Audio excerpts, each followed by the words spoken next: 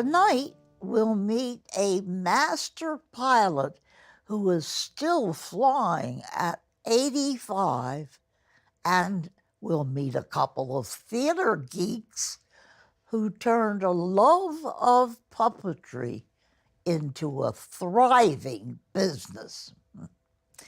But first, in many ways, we've made great strides in equal rights for those in the LGBT community.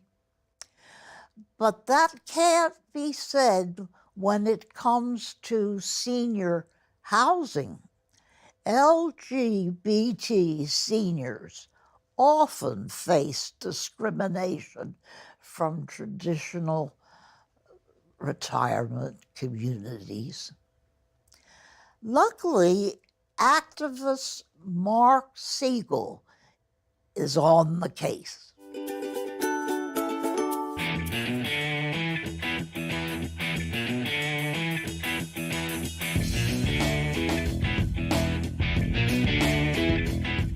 I was 18 in 1969, and I progressed to doing various things in the gay rights struggle. But in 1975, a friend of mine got me into the newspaper business. So I'm making a living. But a lot of my brothers and sisters who have fought for equality since 1969 are now in their 60s, 70s, 80s, and some in their 90s.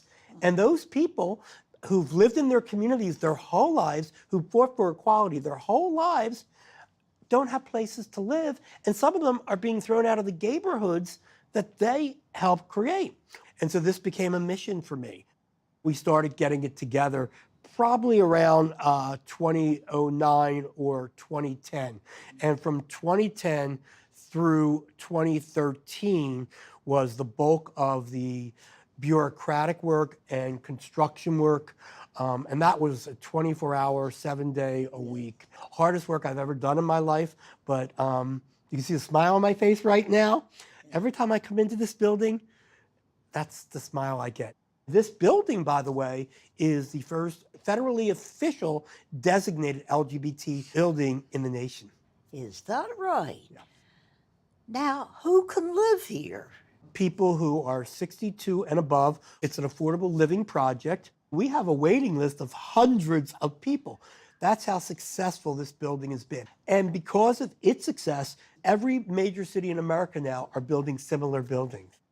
New York, San Francisco, Washington, D.C. didn't have any buildings like this. Oh, my God.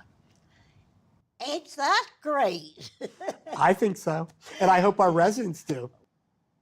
There are 57 apartments, all one bedroom, and they all have drag queen closets. They all have what? Drag queen closets. Would you like me to explain that? Yeah, I would like you to. The architects showed us the plans, and on the plans, there were these very large closets. And so the architect said, well, there's one problem. I said, what is it? They said, closets are too big. And I said, gay people like big closets. We'll call them drag queen closets. And so we have drag queen closets for everybody. What are the amenities? Well, we're sitting in the recreation room right now, which the residents have movie nights, they have conferences, they have speakers coming in, they have panel discussions, they have parties. We have this incredible garden out in the way, which the Horticultural Society of Pennsylvania has awarded numerous awards. That garden, which we thought the developers would pay for with landscapers, the residents came to us the first month and said, would you mind if we did it? It's one of the most gorgeous gardens I've ever seen in my entire life. I agree with you. 100%. I am so proud of them. It's gorgeous. They have exceeded my wildest dreams in every single area. And they're so terrifically different from one another. They are a major part of this community. They're not just shrinking violets, disappearing into an old age home. They've made their building a major part of the community. Why is this development so important for seniors? Because, well, I would meet people, LGBT people who lived in other buildings, and One woman I met was in a relationship for 30 years. And when she wanted to bring her wife in to meet with her, they restricted her from seeing her own wife. That's horrible. Another man, when he went down to the community room, members of the building would stand around him and pray, trying to pray the gay out of him. I met another person who was abused physically by the staff of the place he was staying simply because he was gay.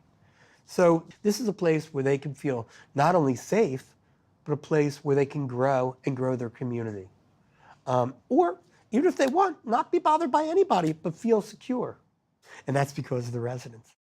Elizabeth Coffey Williams and Frank Patapa have been residents of the John C. Anderson Apartments since 2014. They work to bring awareness to the needs of LGBT seniors. What brought you both here? Well, that's very simple. It was a lovely, inviting place for LGBT people to live and come together. I think that in the 40-some years, 50 years that I've been around this community, I just never would have thought of such a thing was possible. Well, now, how does living here enrich your lives? In many, many buildings, LGBT people can find themselves feeling so isolated and so unable to express themselves after all of those years, after being on the front lines when they were kids, being forced back into the closet, which is a really unfortunate way to have to live. And in a building like this, which is designated LGBT friendly, we can just be ourselves. We can be neighbors. We can be friends without fear.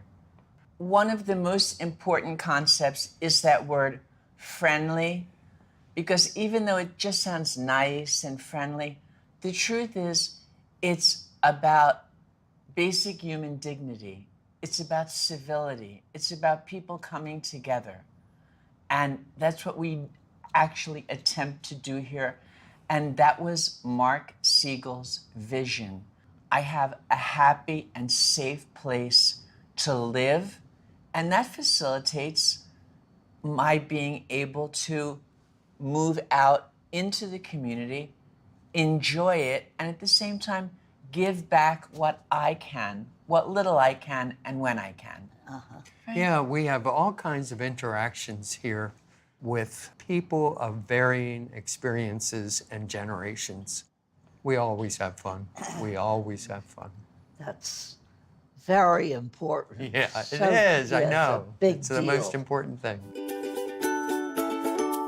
Mark is tireless in his support of the LGBT community, and we're fortunate to have him here in Philadelphia. Coming up, meet two theater geeks who turned a love of puppetry into a thriving business.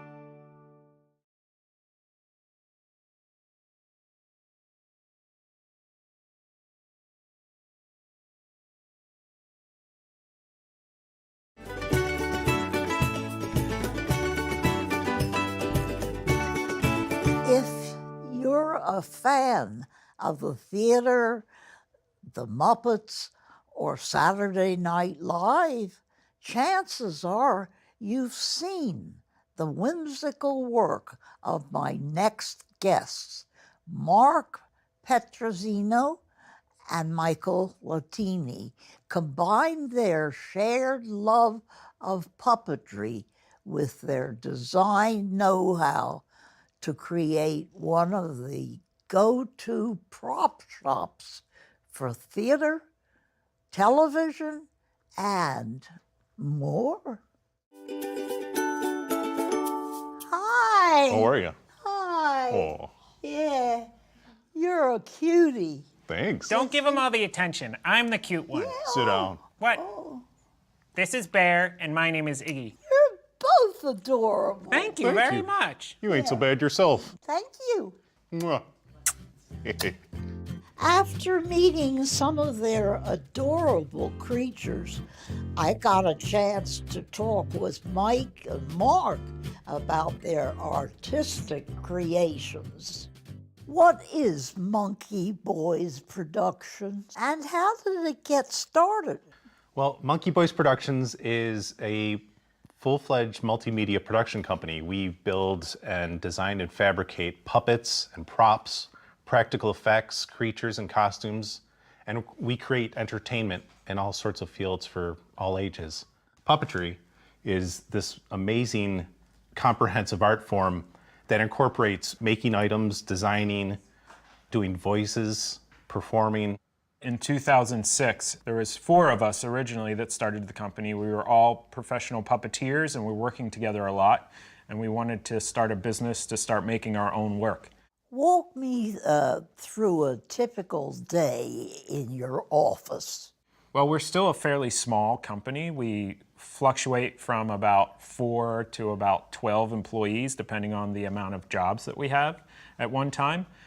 We'll both get in, check our emails, do a little bookkeeping and a little computer work, and then we'll circle around with all of our fabricators and make sure everyone has stuff to work on for the day, knows what needs to be done for the different projects, the different puppets, and then we usually end up joining them and fabricating the puppets. And then there's also the fun business stuff of having to take out the trash and sweep the floor stuff. Yeah. Some days we're the CEOs, some days we're the janitors. Yeah. So. Who are some of your clients? Boy, we have a wide range. We've been lucky enough to work with Saturday Night Live, The Tonight Show, The Today Show, Late Night with Seth Meyers. We built stuff for SeaWorld, Field Station Dinosaurs, Sesame Place. Most recently, we helped with some other puppet designers on Amelie, the Broadway musical, and Charlie and the Chocolate Factory, the Broadway musical. We did some small puppet props for those. And then most involved with the show Little Shop of Horrors, where I worked as an individual building puppets for the Broadway production. Mark worked performing on the Broadway production. And then we both went on tour with the Broadway National Tour.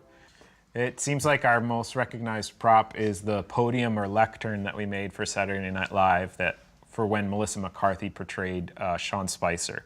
Yeah, that was a real surprise. We didn't think it would be anything other than just, here's this podium for you. Yeah. We went to sleep, and the next morning we woke up and the New York Times and CNN and everybody were talking about it. Yeah. What's it like creating props for Saturday Night Live? It's crazy. It's they call us on a Wednesday night if we're lucky. We get a call around 10:30 at night. They ask us, can you do this, that, or this? And we almost always say yes. And then we'll come in Thursday morning and get started. And then pretty much we work nonstop from Thursday morning until when it's done, because they usually want the prop up there Friday afternoon, Friday evening. If we're lucky, we get until Saturday, but that's usually on really large stuff like motorized podiums. Walk me through your creative process, from brainstorming an idea to seeing it in action. When a client comes to us with an idea for a puppet or a prop, Yeah. it's just an idea. So luckily, Michael has a degree in computer-aided design, so often he will create a three-dimensional version of whatever we're making in his computer, which we can then pull sizes and patterns off of. We then blow them up, print them out, and translate them to whatever material we're building it out of, whether that's wood or metal or foam. Everybody collectively fabricates the item. We do any painting and finishing touches and then deliver it to the client. Today we're actually at the deadline for building these 2 giant fish puppets for SeaWorld in Orlando, Florida. They'll be used in kind of a parade-style party that they throw for kids at night. Almost everything we make here has never been made before. So we're not going to a bin and pulling out patterns that have all these details on them that tell us exactly what to do. It's often a collaborative effort of problem solving and figuring out how are we going to do this the right way so it achieves the right goal. What would be your dream job or project? Right now, I think our goal is to get to build a creature on one of the new Star Wars movies.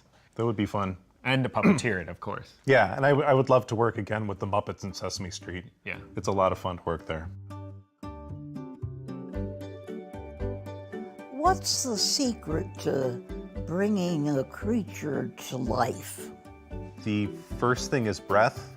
You can have Kermit the Frog sitting on a stand, and you know he's just a piece of fabric, but as soon as somebody puts Kermit on their hand, he's suddenly alive. And a big part of that is the natural energy and breath you put into the puppet. And one of the other big things is focus. So making sure the puppet focuses on whatever they're looking at or thinking about can really imbue life into something. In a world full of ever-changing technology and computer graphics, where do puppets fit in?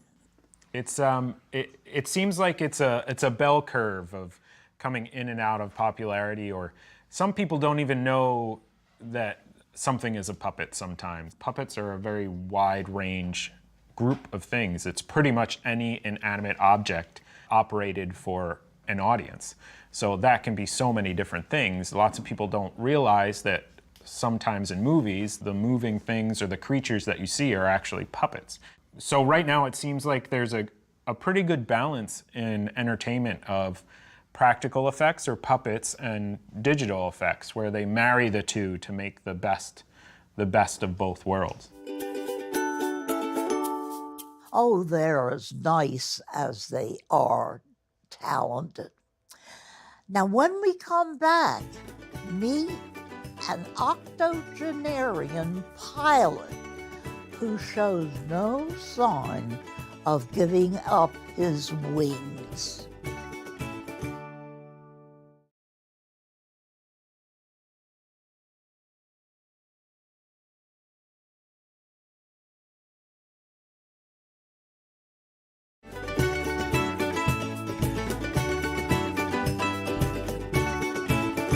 During his 85 years, Frank Fine has been many things: a professional photographer, a devoted husband, and a loving father.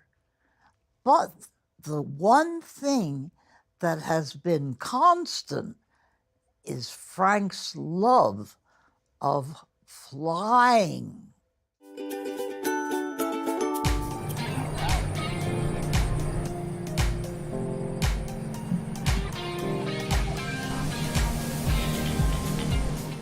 I did a lot of work for Asbury Park Press, and that's what got me into flying. The Asbury Park Press wanted a picture of an island in the Manasquan River, and so I got into a small airplane. They took the door off the airplane. I took the picture of the island there, and on the way back, they let me fly the airplane. And so that's when it really bit. I took my first lessons in 1957. Gave it up for a while because we needed the money for other things.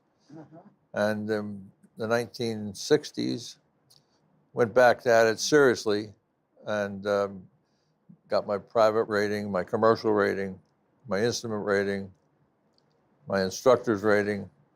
Then I got a glider rating, a seaplane rating, and instrument instructor and multi-engine instructor.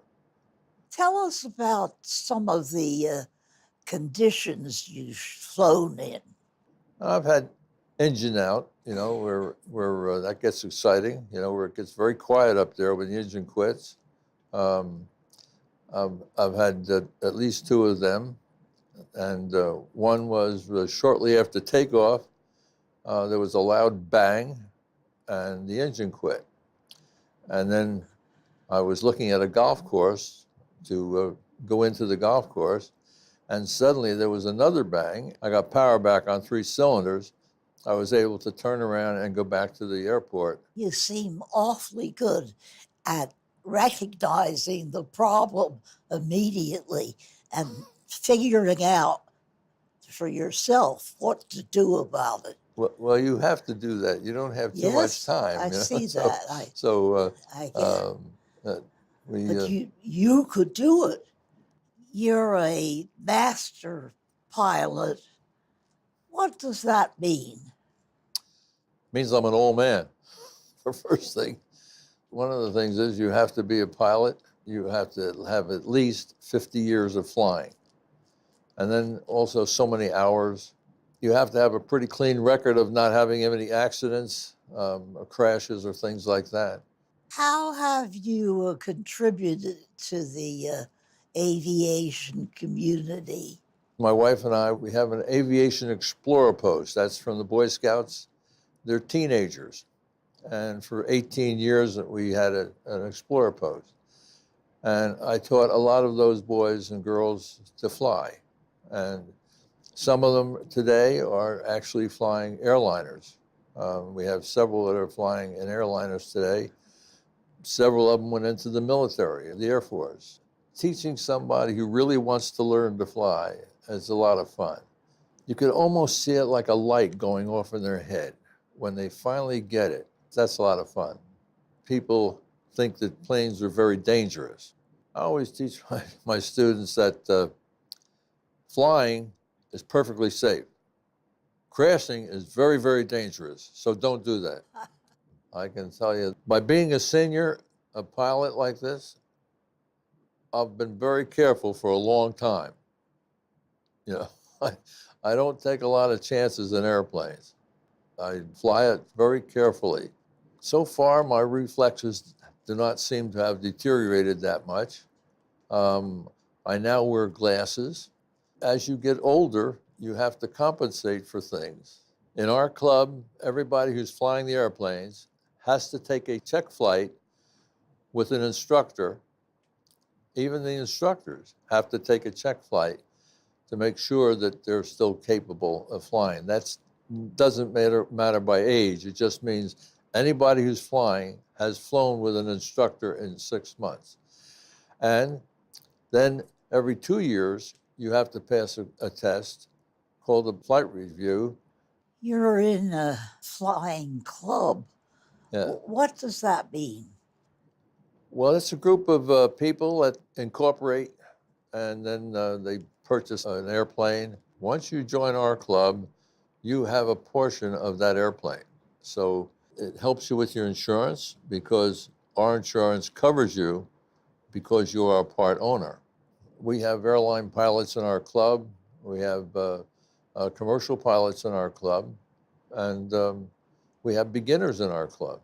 It's really great to see other guys. You know, almost always you'll be able to go into another airport and find somebody who knows somebody you know. It's only about 1% of the population that flies airplanes.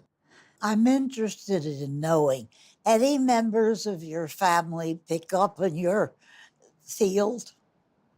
They'll go flying with me, but they never learn to be pilots or things like that. And I don't think they ever really had the want to do it. It's in me. I just can't tell you. When I'm in control of an airplane, I'm happy, very happy. I love it.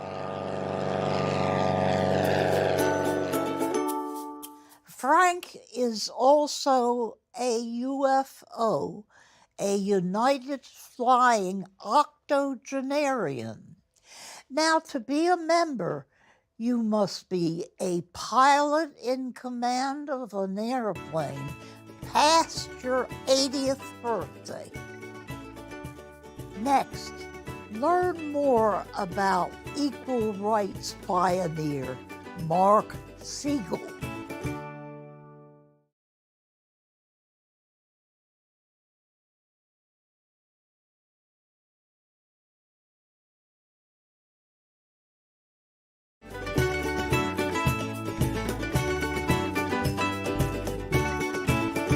Mark Siegel served as a voice for a community that was silenced.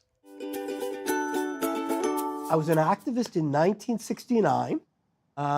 The countercultural years that America began to deal with Black rights, Latino rights, women's rights, and then gay rights. So being a gay man, I moved to New York where I thought everything was, and I was lucky enough to get involved with some incredible people who made us realize that we had to create a community. In response to the Stonewall riots in June of 1969, Mark helped to create the Gay Liberation Front in New York City, the catalyst for a cohesive LGBT community. Mark returned to his hometown of Philadelphia and continued his quest for sexual liberation and societal acceptance. In 1972, he was thrown out of a dance competition after the host spotted him dancing with another male. Just days later, Mark burst into the studio of WPVI-TV to protest the vilification of homosexuals on television. This became known as a zap, a tactic used to share the need for gay rights on news broadcasts across the country. Mark's fearless determination led him to the Philadelphia City Council in 1975, where he engaged in a hunger strike to pass a law guaranteeing equal rights for homosexuals. Mark's activism has gained him the reputation of a kingmaker for the LGBT community. In 1975, he founded the Philadelphia Gay News. And today, he's the publisher of that newspaper, as well as president of the National Gay Newspaper Guild. Mark Siegel is a man of many accomplishments and continues to work toward furthering equality for people across the country and his neighbors in Philadelphia.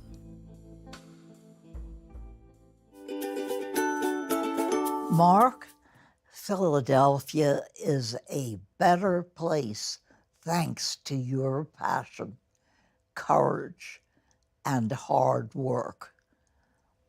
Thank you so much for watching. Until next time, I'm Suzanne Roberts.